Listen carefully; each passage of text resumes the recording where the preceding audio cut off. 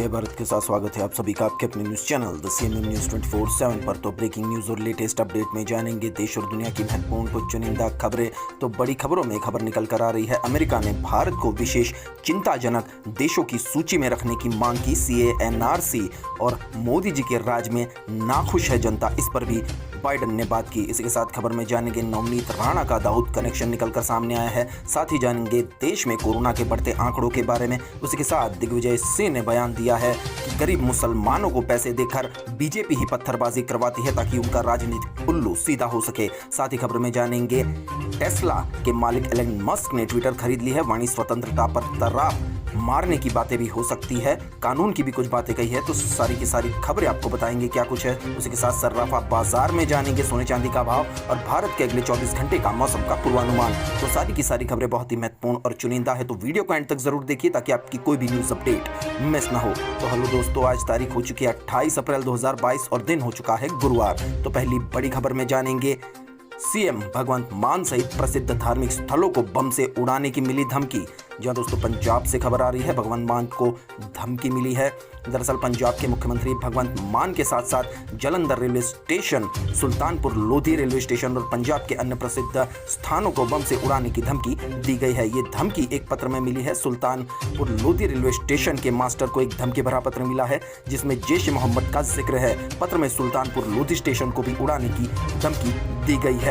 धमकी भरे पत्र में 21 मई का जिक्र है। पत्र में 21 मई तारीख लिखी है। धमकी भरा पत्र मिलने के बाद आगे की जांच शुरू कर दी गई है। बढ़ते अगली खबर की ओर। तो अगली खबर में जानेंगे दिग्विजय सिंह का बयान, गरीब मुसलमान लड़कों को पैसे देकर भाजपा फिकवाती है पत्थर। तो मध्य प्रदेश के पूर्व मुख्यमंत्री व राज्यसभा सांसद दिग्विजय सिंह ने कुछ शिकायतों का हवाला देते हुए बड़ा खुलासा किया है। उन्होंने कहा है कि भाजपा गरीब मुसलमान बच्चों को पैसे देकर पत्थरबाजी कराती है। दिग्विजय सिंह ने संवाददाताओं से चर्चा करते हुए कहा है कि भाजपा के कुछ लोग गरीब मुसलमान लड़कों को पैसा देकर खुद ही पत्थर फिकवाते हैं। ऐसी शिकायतें मेरे पास आ रही है जिसकी मैं जांच करवा रहा हूं। बढ़ते अगले समाचार की ओर। तो इस समाचार में जानेंगे हनुमान चालीसा विवाद में दाऊद इब्राहिम की एंट्री। नवनीत राणा पर डी गैंग से 80 लाख रुपए लेने का लग चुका है आरोप। तो हनुमान चालीसा विवाद में अब डी गैंग यानी दाऊद इब्राहिम का भी नाम जुड़ गया है। शिवसेना के नेता संजय राउत ने अमरावती से सांसद नवनीत राणा पर गंभीर आरोप लगाया है। राउत ने दावा किया है कि नवनीत राणा ने दाऊद इब्राहिम के करीबी रहे यूसुफ लकड़ावाला से 80 लाख रुपए लोन लिया जिसके जेल में मौत हो चुकी है। संजय राउत ने ट्वीट कर बताया कि यूसुफ लकड़ावाला को ईडी ने 200 करोड़ के मनी लॉन्ड्रिंग केस में गिरफ्तार किया था। यूसुफ की लॉकअप में ही मौत हो गई। यूसुफ की गैरकानूनी कमाई का हिस्सा अब भी नवनीत राणा के अकाउंट में ही है। बढ़ते अगली खबर की और। इस खबर में जानेंगे देश में कोरोना के 2927 नए मामले सामने आए, 32 और लोगों की हो चुकी है मौत। तो भारत में एक दिन में कोविड-19 के 2927 नए मामले सामने आने से देश में कोरोना वायरस से अब तक संक्रमित हो चुके लोगों की संख्या बढ़कर 4,30,65,496 हो चुकी है। उपचाराधीन मरीजों की संख्या भी बढ़कर 16,279 पर पहुंच चुकी है। केंद्रीय स्वास्थ्य मंत्रालय की ओर से आज सुबह जारी अपडेट आंकड़ों के अनुसार भारत में संक्रमण के 32 और लोगों की मौत के बाद मृतक संख्या बढ़कर 5,23,654 हो चुकी है। वहीं देश में कोविड-19 के उपचाराधीन मरीजों की संख्या बढ़कर 16,279 हो गई है, जो कुल मामलों का 0.4% भी है। बढ़ते अगले समाचार की ओर। इस समाचार में जानेंगे दिल्ली में हीट वेव के बारे में। दिल्ली में भीषण लू चलने की है आशंका। IMD ने जारी किया येलो अलर्ट। तो दिल्ली में फिर से लू चलने का खतरनाक दौर शुरू होने की आशंका के बीच बुधवार को अधिकतम तापमान से 2-3 डिग्री बढ़ने का अनुमान जताया जा रहा है। सफदरगंज वेधशाला ने मंगलवार को 40.8 डिग्री सेल्सियस अधिकतम तापमान दर्ज किया। भारत मौसम विज्ञान विभाग यानी IMD के अनुसार अधिकतम तापमान बुधवार को 42 डिग्री सेल्सियस के पार जाने की उम्मीद है और बृहस्पतिवार को इसके 44 डिग्री तक पहुंचने का अनुमान भी लगाया था, जो कि गुरुवार को इससे भी ज्यादा हो सकता है। बढ़ते अगली खबर की ओर। इस खबर में जानेंगे तमिलनाडु से खबर आ रही है दोस्तों। रथ उत्सव के दौरान हादसा हुआ है। करंट लगने से 11 लोगों की मौत हो चुकी है। PM मोदी ने मुआवजे का भी ऐलान किया है। दरअसल तमिलनाडु के तंजावुर में वार्षिक रथ उत्सव के दौरान एक बड़ा हादसा हो गया है। यहां हाई वोल्टेज तार की चपेट में आने से कम 11 लोगों की मौत हो गई है। इस हादसे में 6 से ज्यादा लोग जख्मी हुए हैं। मृतकों में बच्चे भी शामिल हैं। तंजावुर जिले के कालेमेडू इलाके में स्थित मंदिर में रथ यात्रा निकाली गई थी। पुलिस के मुताबिक रथ का एक हिस्सा ऊपर से जा रहे हाई वोल्टेज करंट के तार के संपर्क में आ गया, जिसके चलते पूरे रथ में करंट फैल गया। उसी वक्त जितने भी लोग रथ को छूकर खड़े थे वे करंट की चपेट में आ गए। फिलहाल जिला प्रशासन की टीम मौके पर राहत के काम में जुट गई है। वहीं इस हादसे की जांच के आदेश भी दे दिए गए हैं। देखते अगले समाचार। इस अपडेट में जानेंगे ताजमहल में भगवा और धर्मदंड के प्रवेश से रोकने पर जगत गुरु परमहंस आचार्य ने दी धमकी। जी दोस्तों, अपने विवादित बयान से, बेतुके बयान से ये कथित साधु जगत गुरु हमेशा चर्चा में रहते हैं। तो खबर में जानते हैं, अयोध्या में तपस्वी छावनी के पीठाधीश्वर जगत गुरु परमहंस आचार्य कल आगरा में ताजमहल का दीदार करने पहुंचे थे, जहां पर ताजमहल की सुरक्षा में तैनात सुरक्षा बलों द्वारा उन्हें रोक दिया गया और तर्क दिया गया कि भगवा रंग का वस्त्र और धर्मदंड लेकर अंदर नहीं जा सकते, जो कि सिक्योरिटी के तौर पर बिल्कुल भी सही था। दोस्तों, लोग अपने कपड़ों में, दंड में या किसी भी चीजों में कोई पदार्थ या कोई बम जैसी चीजें भी छुपा कर ले जा सकते हैं। तो सिक्योरिटी के तौर पर इनको रोका गया, जिसके बाद इस आचार्य ने आपत्ति जताई। जगत गुरु परमहंस आचार्य बिना ताजमहल का दीदार किए अयोध्या लौट गए। उनका वीडियो तेजी से वायरल हो रहा है, जिसमें उन्होंने प्रवेश नहीं दिए जाने पर ताजमहल के सामने ही जान देने तक की धमकी भी दी थी। बढ़ते अगली खबर की ओर। इस खबर में जानेंगे, चौथी लहर की आहट, पीएम मोदी की मुख्यमंत्रियों के साथ हो चुकी है मीटिंग। तो देश में कोरोना के बढ़ते मामलों के बीच प्रधानमंत्री नरेंद्र मोदी ने सभी राज्यों के मुख्यमंत्रियों के साथ एक बैठक बुलाई। इस बैठक में पीएम मोदी देश भर में कोरोना की स्थिति की समीक्षा करेंगे। कोरोना वायरस की चौथी लहर की आशंकाओं के बीच पीएम मोदी राज्यों के मुख्यमंत्रियों के साथ पहली बैठक कर चुके हैं। हालांकि इससे पहले समय समय पर कोरोना को लेकर वे मुख्यमंत्रियों से बात भी कर चुके हैं। पीएम मोदी की बैठक के दौरान केंद्रीय स्वास्थ्य सचिव राजेश भूषण देश में कोरोना की स्थिति पर प्रेजेंटेशन भी देने वाले थे। बढ़ते अगली खबर की ओर। इस खबर में जानेंगे, क्या एलन मस्क की टेस्ला की तरह अब ट्विटर पर भी कम प्रदूषण होगा, या एलन मस्क खुद भी सरकार के साथ मिलकर लोगों के वाणी स्वतंत्रता पर तराप मारेंगे। दुनिया के सबसे अमीर शख्स एलन मस्क ने माइक्रो ब्लॉगिंग प्लेटफॉर्म ट्विटर को करीब $44 अरब में खरीद लिया है। इलेक्ट्रिक कारें बनाने वाली दिग्गज कंपनी टेस्ला के सीईओ मस्क ने 14 अप्रैल को ट्विटर को खरीदने की पेशकश की थी। इसके साथ ही यह बहस शुरू हो गई कि जिस तरह टेस्ला की कारें पर्यावरण को प्रदूषण मुक्त करने में अहम योगदान देती है, क्या ट्विटर पर सभी लोगों को वैचारिक प्रदूषण से मुक्ति मिल पाएगी। लेकिन अभी अभिव्यक्ति की स्वतंत्रता पर क्या कुछ बयान है, आगे की न्यूज में हम आपको जरूर बताएंगे। बढ़ते अगली खबर की ओर। इस खबर में जानेंगे, अगले साल में काम के बोझ की वजह से बड़ी संख्या में महिलाएं नौकरी छोड़ने की तैयारी में, एक सर्वे में कहा गया। तो अगले 2 साल में काम का दबाव या अत्यधिक काम का बोझ, कार्य घंटों में लचीलेपन की कमी की वजह से बड़ी संख्या में महिला कर्मचारियों ने नौकरी छोड़ने की योजना बनाई है। एक रिपोर्ट में यह जानकारी दी गई है। रिपोर्ट में कहा गया है कि वैश्विक स्तर पर कोविड-19 महामारी के बीच बड़ी संख्या में कर्मचारियों के नौकरी छोड़ने के मामले सामने आ रहे हैं। विशेष रूप से महिला कर्मचारियों द्वारा लगातार नौकरी छोड़ने का सिलसिला बरकरार है। देखते अगली न्यूज अपडेट। इस अपडेट में जानेंगे, जून में आएगी कोरोना की चौथी लहर, अक्टूबर तक रहेगी। कर्नाटक के स्वास्थ्य मंत्री ने दिया है बड़ा बयान।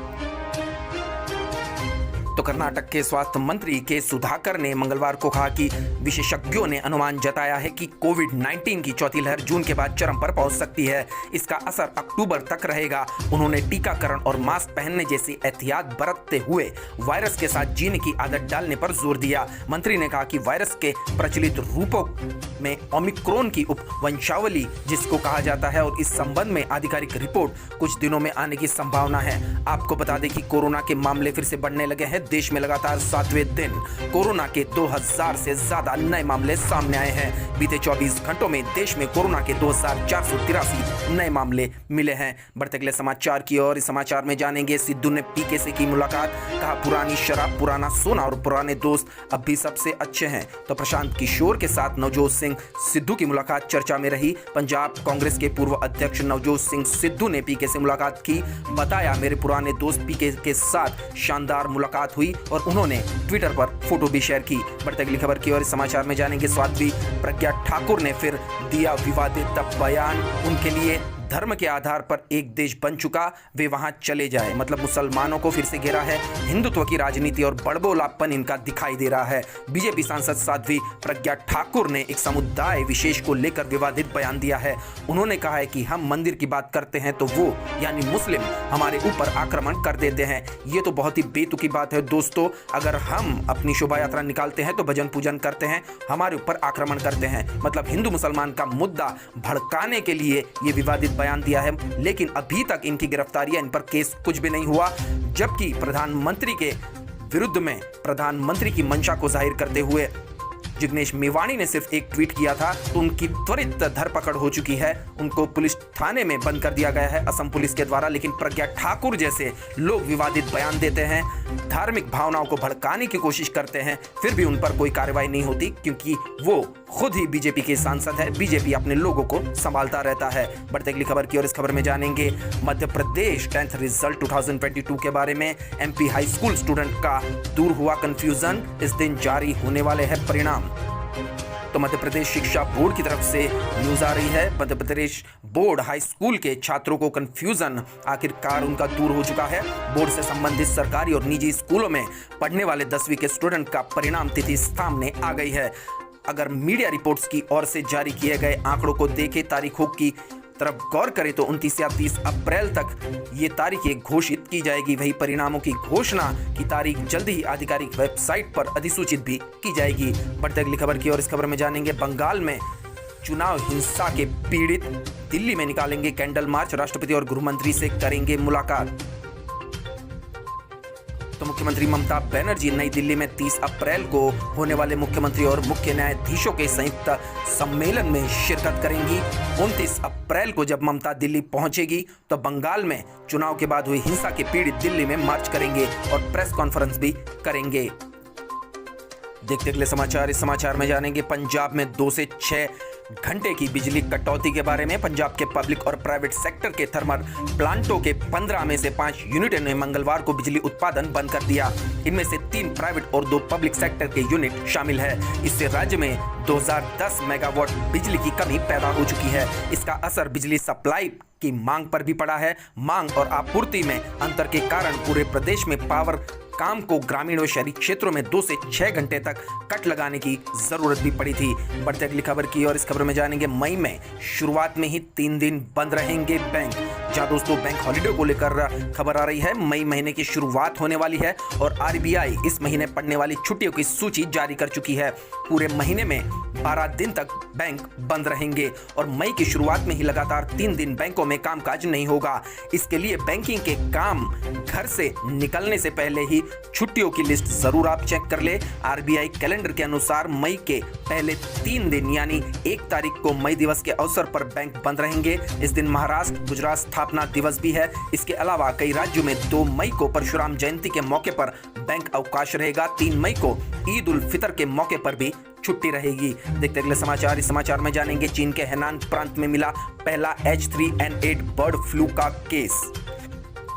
तो दुनिया भर में कोरोना वायरस का कहर अभी थमा नहीं था कि चीन के हेनान प्रांत में बर्ड फ्लू के H3N8 स्ट्रेन से मानव के संक्रमित होने का पहला मामला सामने आ चुका है। मीडिया रिपोर्ट्स के मुताबिक चीन के राष्ट्रीय स्वास्थ्य आयोग ने एक बयान में इस मामले की पुष्टि की है। उन्होंने बताया है कि संक्रमण का लोगों में फैलने का जोखिम कम है, लेकिन फिर भी चीन के हेनान प्रांत में एक केस तो आया ही है दोस्तों। जैसे कि कोरोना वायरस चीन से फैला, ये बता नहीं सकते कि बर्ड फ्लू भी चीन से फैलेगा या नहीं। बढ़ते अगली खबर की और इस खबर में जानेंगे पेट्रोल डीजल पर वैट घटाने के पीएम मोदी के आग्रह पर विपक्ष का वार।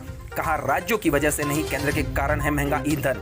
जी हां दोस्तों, प्रधानमंत्री नरेंद्र मोदी ने अब हमला उन राज्यों पर बोला है जिन राज्यों में उनकी सत्ता नहीं है, ताकि उनको ऐसा लगे, प्रजा को ऐसा लगे कि प्रधानमंत्री नरेंद्र मोदी तो पेट्रोल के दाम घटा ही रहे हैं, लेकिन वैट टैक्स जो है वो राज्य ज्यादा लगा रही है। जिन राज्यों में बीजेपी की सरकार नहीं है तो इसका खंडन उद्धव ठाकरे समेत जहां जहां पर भी बीजेपी की सरकार नहीं है वहां के मुख्यमंत्रियों ने किया है। बढ़ते अगली खबर की ओर। इस खबर में जानेंगे 5 से 12 साल के बच्चों को जल्द लगेगी वैक्सीन। राजस्थान में 1.5 करोड़ बच्चों को लगेगी कोवैक्सीन।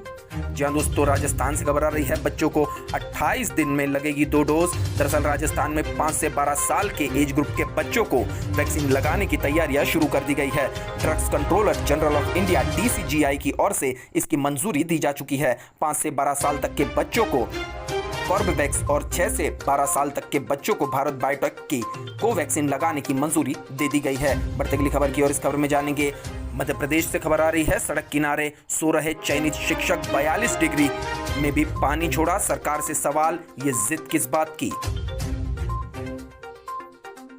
तो भोपाल में भीषण गर्मी के बीच लोक शिक्षक संचालनालय के बाहर धरने पर बैठे ओबीसी के चयनित शिक्षकों की आंखों से नींद गायब है। उनकी खुली आंखों में सिर्फ नौकरी का सपना है। 42 डिग्री तपिश में अनशन पर बैठे उम्मीदवार न पानी पी रहे हैं न ही खाना खा रहे हैं, जिससे उनकी तबीयत दिन ब दिन बिगड़ती जा रही है। उनका कहना है कि हमने बच्चों और परिवार के हिस्से का वक्त चुराकर सिलेक्शन लिस्ट में नाम बनाया है। नौकरी पाने के लिए मेहनत की है और सिलेक्ट भी हुए हैं। जब नौकरी की बारी आई तो सरकार मुंह फेर रही है। वे पूछ रहे हैं कि हमने क्या गलती की है, ऐसी जिद सरकार क्यों कर रही है। चयनित होने के बाद भी सरकार हमें नौकरी और पोस्टिंग क्यों नहीं दे रही। बढ़ते अगली खबर की ओर। तो इस खबर में जानेंगे, हरियाणा कांग्रेस पर दलित राज। 15 साल से कम्युनिटी के लोग ही संभाल रहे हैं कुर्सी, नहीं टिकते गांधी परिवार के कोई भी करीबी।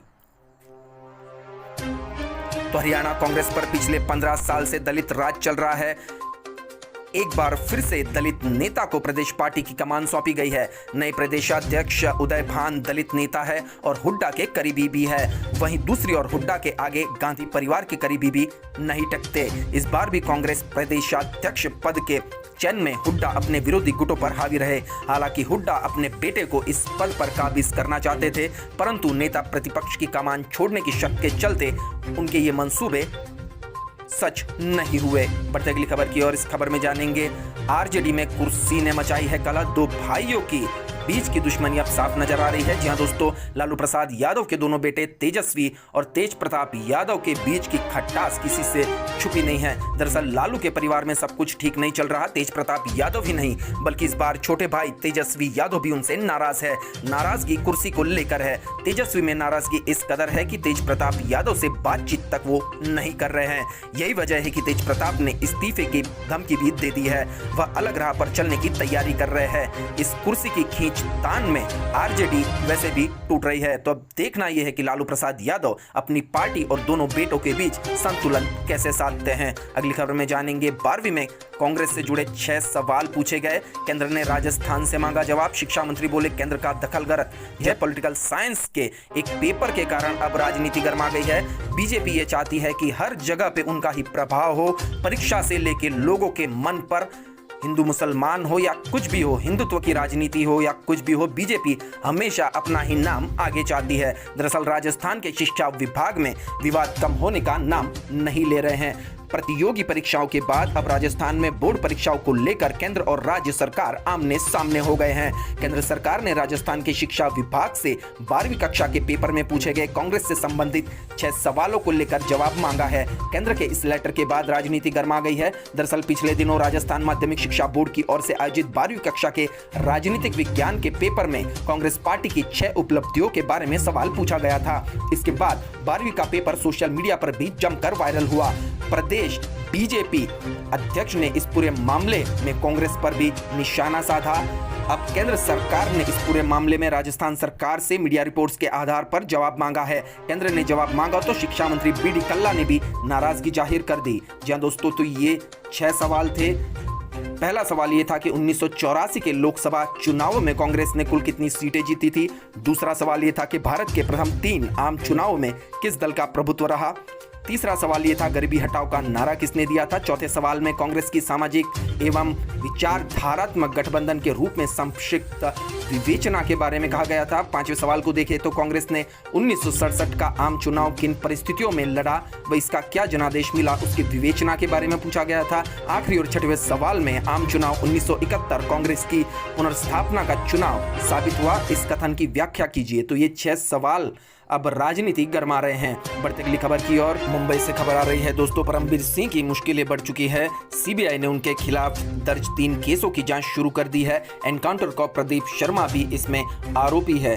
तो परमबीर सिंह की अब मुश्किलें बढ़ने वाली है। मुंबई के पूर्व पुलिस कमिश्नर परमबीर सिंह को फिर एक बार झटका लगा है। सेंट्रल ब्यूरो ऑफ इन्वेस्टिगेशन यानी सीबीआई ने उनके खिलाफ दर्ज जबरन वसूली, रिश्वतखोरी और भ्रष्टाचार के 3 अलग-अलग मामलों की जांच शुरू कर दी है। बढ़ते अगली खबर की ओर, इस खबर में जानेंगे पंजाब सरकार का एक्शन, सरकारी फ्लैट खाली करे बादल और मजीठिया। पूर्व कांग्रेसी डिप्टी सीएम रंधावा से इनोवा वापस मांगी गई। जहां दोस्तों पंजाब सरकार अब एक्शन में है। पूर्व विधायक और मंत्रियों पर गाज गिरी है। दरअसल पंजाब में सरकार बदलने के बाद भी पुराने नेताओं का फ्लैट और गाड़ियों से मोह नहीं छूट रहा है। अब प्रकाश सिंह बादल और विक्रम मजीठिया को फ्लैट खाली करने को कहा गया है। वहीं कांग्रेस सरकार में डिप्टी सीएम रहे विधायक सुखजिंदर रंधावा को इनोवा गाड़ी वापस देने को कहा गया है। गाड़ी वापस करने के लिए पूर्व मंत्री अरविंदर सिंह, राजा वडिंग और प्रगट सिंह को भी नोटिस होने का दावा किया जा रहा है।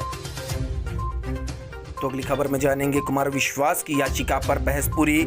हाई कोर्ट ने सोमवार को सुनाएगा फैसला। जी हां दोस्तों, हाई कोर्ट सोमवार को फैसला सुनाने वाला है। कल रोपड़ थाने में पेशी पर सस्पेंस बरकरार है। दरअसल कुमार विश्वास को राहत दी गई है। उन्होंने अरविंद केजरीवाल पर काफी तीखी टिप्पणियां की थी। अलगाववादियों से मदद लेने में परहेज नहीं है इनको और खालिस्तान की भी समर्थक रहे हैं अरविंद केजरीवाल, ऐसा बयान दिया था कवि कुमार विश्वास ने। तो उन पर केस भी हुआ था, जिस पर अब कुमार विश्वास को 2 मई तक राहत मिल चुकी है। इसके बारे में क्या कुछ फैसला आता है एमसीएम पर आपको जरूर बताएंगे। बढ़ते अगली खबर की ओर, इस खबर में जानेंगे प्रतिभा सिंह को हिमाचल कांग्रेस की कमान। शिमला से खबर आ रही है। तो हाईकमान ने प्रदेश कांग्रेस की कमान 6 बार के मुख्यमंत्री रहे स्वर्गवासी वीरभद्र सिंह की पत्नी और मंडी से सांसद प्रतिभा सिंह को सौंपी है। हाईकमान ने पूर्व प्रदेशाध्यक्ष सुखविंदर सिंह सिक्खू को चुनाव प्रचार समिति का अध्यक्ष और स्क्रीनिंग कमेटी का सदस्य बनाया है। प्रशांत किशोर की सिफारिश पर कांग्रेस में यह बदलाव किया गया है। कांग्रेस की राष्ट्रीय अध्यक्ष सोनिया गांधी ने देर शाम इस बाबत आदेश जारी कर दिए हैं। मुकेश अग्निहोत्री की फिर से विधायक दल का नेता नामित उनको भी किया गया है। तो शिमला की राजनीति से यह खबर आई है। प्रशांत किशोर के कहने पर अब इनको कमान सौंपी गई है। प्रतिभा सिंह को हिमाचल प्रदेश की कांग्रेस की कमान सौंपी गई है। बढ़ते अगली खबर की ओर, इस खबर में जानेंगे कंडला ड्रग केस के बारे में। तो गुजरात से खबर आ रही है। 17 कंटेनर्स में रखी 10,000 बोरियों की जांच कर 1,439 करोड़ की हेरोइन पकड़ी गई है। तो कंडला पोर्ट के पास एवी जोश कंटेनर फ्रेट स्टेशन से 10,000 बोरियों की जांच के बाद कुल 205.6 किलोग्राम हेरोइन बरामद की गई है। यह बरामदगी राजस्व खुफिया निदेशालय व गुजरात आतंकवाद निरोधी दल ने संयुक्त ऑपरेशन में की है। बढ़ते अगली खबर की ओर, इस खबर में जानेंगे गुजरात विधानसभा चुनाव की तैयारी। केजरीवाल 1 मई को गुजरात में बीटीपी से गठबंधन के ऐलान के साथ आदिवासी संकल्प महासम्मेलन को भी संबोधित करेंगे। तो गुजरात की राजनीति में धीरे धीरे अरविंद केजरीवाल की पार्टी पैर पसार रही है। दरअसल राज्य में विधानसभा चुनाव की तैयारियां जोरों पर है। आगामी चुनाव को लेकर आम आदमी पार्टी और भारतीय ट्राइबल पार्टी के बीच गठबंधन होने जा रहा है। दोनों पार्टियां आगामी विधानसभा चुनाव में साथ लड़ेंगे। आदिवासियों के मुद्दे पर भी ये लोग बात करेंगे, राष्ट्रीय स्तर पर इनका मुद्दा उठाएंगे। इटालिया ने भी ये बयान दिया है। बढ़ती अगली खबर की ओर, इस खबर में जानेंगे महंगाई के खिलाफ इनामी मैराथन की दौड़। जी हां दोस्तों, इंदौर में महंगाई पर मैराथन है। कांग्रेस सेवा दल ने दिया पुरुषों और महिलाओं को दौड़ का न्योता। विजेता को देंगे पेट्रोल, तेल और नींबू। जहां दोस्तों भाजपा आई और महंगाई लाई के नारों के साथ इन्होंने ये मैराथन का आयोजन किया है। लगातार बढ़ती महंगाई के विरोध में इंदौर कांग्रेस के सेवा दल ने मैदान संभाल लिया है। इंदौर शहर कांग्रेस सेवा दल इकाई महंगाई के खिलाफ अनूठे तरीके से विरोध करने जा रही है। इसके लिए उन्होंने एक मैराथन दौड़ का भी आयोजन किया है। दौड़ में जीतने वाले को पेट्रोल, डीजल सिलेंडर के साथ खाने पीने की वस्तुएं, आटा, तेल, मसाले, शक्कर, दाल सहित वस्तुओं के दाम जिनके पड़े हैं वो चीजें गिफ्ट में दी जाएगी। तो एक काफी अनोखा तरीका निकाला है कांग्रेस ने महंगाई के खिलाफ विरोध करने का। बढ़ते अगली खबर की ओर, इस खबर में जानेंगे इजराइल के पीएम को घर वालों समेत मार डालेंगे। धमकी देने वाले ने चिट्ठी के साथ गोली भी भेजी। तो इजराइल के प्रधानमंत्री नफ्ताली बेनेट और उनके परिवार को जान से मारने की धमकी मिली है। धमकी को गंभीरता से लेते हुए पुलिस ने नफ्ताली बेनेट और उनके परिवारजनों को सुरक्षा बढ़ा दी है। पुलिस के मुताबिक प्रधानमंत्री उनके परिवार के नाम पर एक चिट्ठी मिली है जिसमें एक कारतूस है और उनको मारने की भी धमकी दी गई है, जिसकी जांच अब इजराइल पुलिस रही है। बढ़ते अगली खबर की ओर। इस खबर में जानेंगे आंग सान सू की को 5 साल की जेल भ्रष्टाचार के मामले में अदालत ने ठहराया दोषी। तो बैंकॉक से खबर आ रही है। सैन्य शासित म्यांमार की एक अदालत ने देश की पूर्व नेता आंग सान सू की को भ्रष्टाचार के मामले में दोषी ठहराया है और उन्हें बुधवार को 5 साल की जेल की सजा भी सुना दी है। बढ़ते अगली खबर की ओर। इस खबर में जानेंगे फ्री स्पीच पर एलन मस्क की सफाई। पहले कहा था फ्री स्पीच की आज़ादी देंगे, अब बोले कानून के हिसाब से ही सब होगा। मतलब जहां भी ट्विटर है उनके देशों के साथ, उनकी सरकारों के साथ भी मस्क उनके मुताबिक ही चलेंगे। अगर कानून में होगा तो ही मस्क भैया बोलने की आज़ादी देंगे, वरना अगर किसी देश की सरकार पब्लिक को दबा रही है तो एलोन मस्क भी सरकार के साथ हो जाएंगे और पब्लिक की वाणी स्वतंत्रता के अधिकार पर तरफ भी मार सकते हैं। ऐसा इन्होंने खुलकर कहा है कि मुझसे मत कहिए, अपने सरकार से कहिए कि वो कानून बनाए, आपको बोलने दें। अगले समाचार में जानेंगे अमेरिका ने की भारत को खास चिंता वाले देशों की सूची में डालने की सिफारिश। तो प्रतिष्ठित भारतीय अमेरिकियों के एक समूह ने अंतर्राष्ट्रीय धार्मिक स्वतंत्रता पर अमेरिकी आयोग की ताज़ा वार्षिक रिपोर्ट पर नाखुशी जताई है। आरोप लगाया गया है कि भारत के खिलाफ पक्षपातपूर्ण व्यवहार किया गया है। इस रिपोर्ट में राष्ट्रपति जो बाइडेन के प्रशासन को धार्मिक स्वतंत्रता के दर्जे के संबंध में भारत, चीन, पाकिस्तान, अफगानिस्तान और 11 अन्य देशों को खास चिंता वाले देशों की सूची में डालने की सिफारिश की गई है, जो कि बहुत हद तक सही लगती है। दोस्तों, भारत में अब धर्म के नाम पर हिंदू मुसलमान काफी हो रहा है। बीजेपी आरएसएस इस चीज को बढ़ावा दे रही है। इस पर इन्होंने खंडन भी किया है।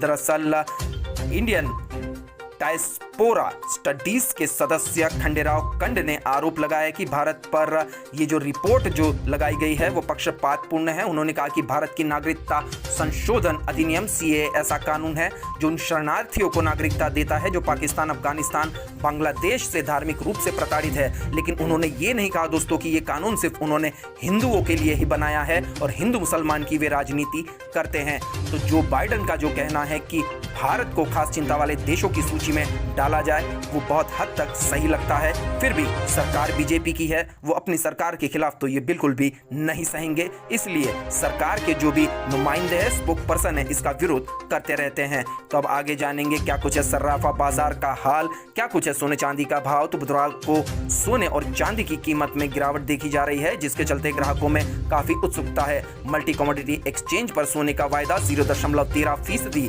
यानी 69 रुपए की गिरावट के साथ 51,551 रुपए प्रति 10 ग्राम पर पहुंच गया। इस दौरान एमसीएक्स पर चांदी का वायदे की कीमत 0.19% या 93 रुपए की गिरावट के साथ 64,875 रुपए प्रति किलोग्राम पर कारोबार कर रही थी। बढ़ते अगली खबर की ओर। तो अब जानेंगे स्काईमेट वेदर के अनुसार अगले 24 घंटे का भारत के मौसम का पूर्वानुमान आखिर क्या कहता है।